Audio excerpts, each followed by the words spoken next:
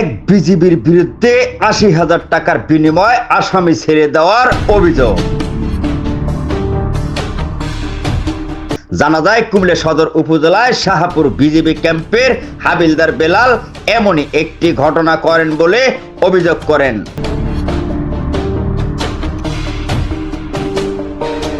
তবে হাবিলদার বেলালের একটি ভিডিও কুমিল্লা ক্রাইম বার্তায় আপলোড করা হয় গত কয়েকদিন আগে। আর ওই ভিডিওতে দেখা যায় সে নিজেই বলছেন, একজন প্রবেশ করার জন্য অনুমতি দিয়েছি এবং আমি অন্যজনকে খুঁজতে এসেছি। আমার এরা প্রথমে আমার কাছে অনুমতি নিছে, এদিকে আসবে ধরবে, যখন বাইরে তাড়াহুড়া করে আইছে এরা। তার সাথে একই ভিডিওতে আরেকটি কথাও শোনা যায়। এক মাদক ব্যবসায়ীকে তিনি বলেন, তুমি নৌকা পার হয়ে গেছো, আবার তুমি আমার হাতেই পড়বে। তোরে তো দিন দোস্ত তুই ডুব দিছিলি খালে পার হয়ে, হেরে তো দূরতে আস নাই, দূরতে আইছে তো আরেকজনের। তবে এই ভিডিও সোশ্যাল মিডিয়ায় আপলোড করলেই তখনই বিভিন্ন জায়গা থেকে তার অপকর্মর স্বীকারোক্তি দেন কুমিল্লা ক্রাইম বার্তাকে। ভুক্তভোগী এক মহিলা জানান, তার বাড়ি বিজিবি ক্যাম্পের সাথে হওয়ার কারণে প্রতিনিয়তই তাদের বাড়িতে অভিযান পরিচালনার নাম করে দরজা ও ঘর ভাঙচুর করেন।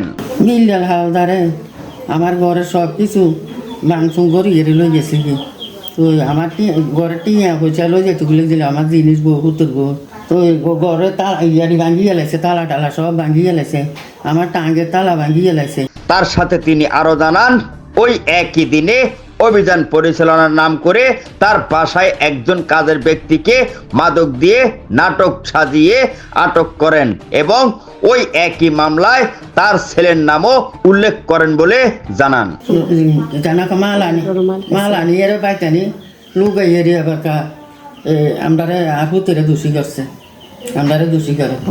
তবে কুমিল্লা ক্রাইম বার্তার হাতে আসা সিসি ফুটেজে দেখা যায় বিজিবির একটি টিম হাবিলদার বেলাল সহ একাধিক বিজিবির তাদের বাড়িতে অভিযান পরিচালনাও করছেন।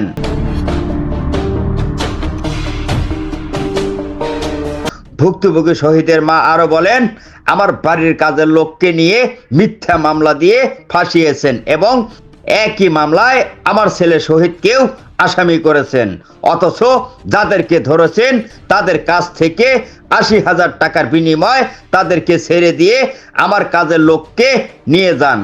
আমার স্বামী আসিলাম, আমার ঘরের কামলা বেটারে পর্যন্ত লই গেছে কি, গরু আমার কাম ঘরে বেটারে লই গেছে কি, তারা মালানি এর বেটার কাছে দিছে, বেটারে ফিডার শুরু দিছে, মারছে ফিডাইছে, তারা কোন তো মালানি আমার হুতেরে দোষী করছে। তবে গত কয়েকদিন আগে বিজিবির একটি ভিডিও সোশ্যাল মিডিয়ায় আপলোড করলেই এই ভিডিওতেই বিভিন্ন ব্যক্তি বাজে কমেন্ট করেন। তবে পরে তাদের আইডিতে প্রবেশ করলেই দেখা যায় এই কমেন্টের বেশিরভাগই বিজিবি সদস্য।